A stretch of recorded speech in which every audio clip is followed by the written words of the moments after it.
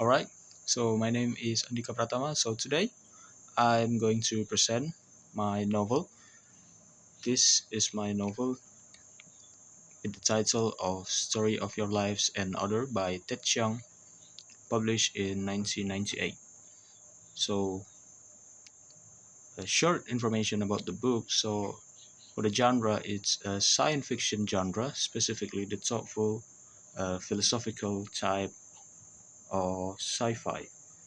So, the book contains stories. It's a collection of novella, not a single long novel. So this book is also one of the stories that is adapted into the 2017 film Arrival, which helped introduce Ted Chiang's work into a wider audience.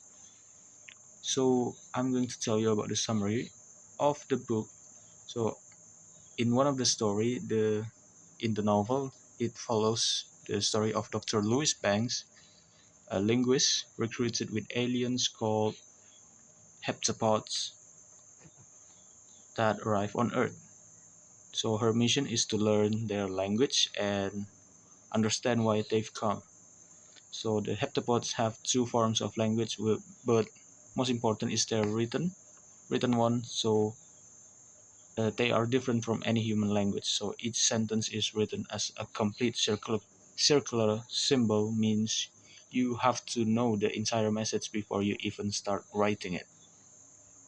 So as Louis learned this language, her mind begins to change and she starts to experience time non-linearly. And then the moment from her future appears in her mind just like memories.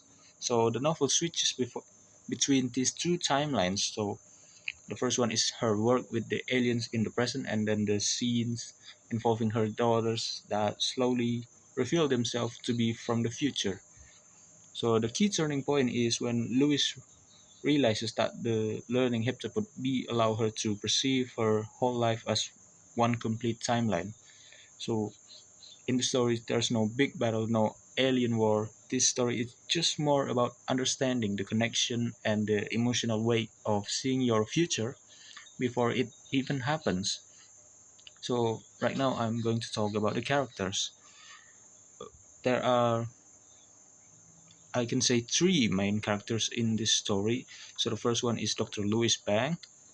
Uh, is the narrator and the linguistic expert as the main character of this story. And then Gary Donnelly is a physicist that worked with her. And then the heptapods, the two individuals that she communicates with.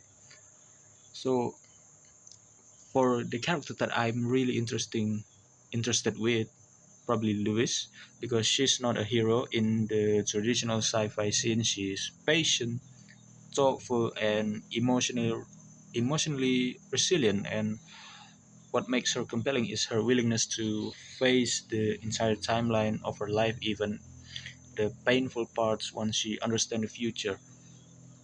She chooses to live fully with the acceptance instead of denial.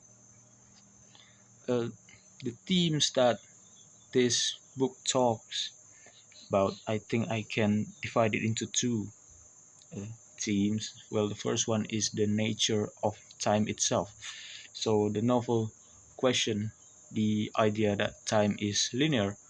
Through the heptapod language, times become something that can be seen all at once like a completed shape.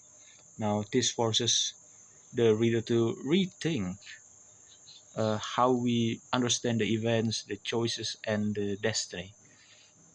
And then the second one is probably free will versus determinism.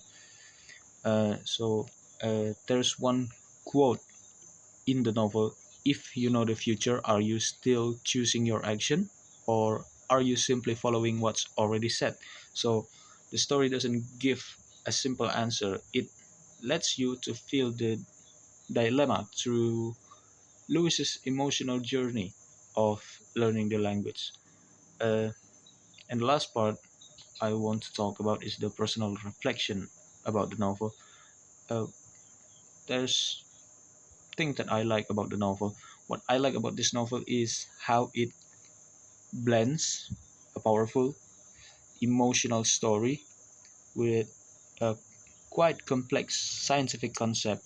The structure itself, jumping between the present and the future, makes you experience the idea of a non-linear line, not just read about it. And I also appreciated how quiet and intimate the story is. There's no violence, no typical sci-fi drama. Instead, it focuses on language, understanding, and human emotion. If there's something that I didn't like about this novel is probably the theme or the scientific explanation can feel heavy, especially the linguistic and physics part, but it served the purpose of the story itself. So, what I learned about this book is that life gain meanings not from avoiding suffering, but from embracing it.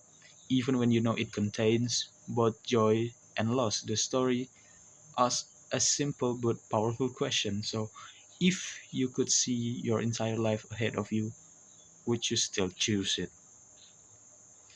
Would I recommend it to other people? Yes, especially to anyone who likes science fiction that's deep, emotional, and reflective. I think that's it. What I can say about this novel. I'm Andhika Pratama. Thank you very much and have a nice day.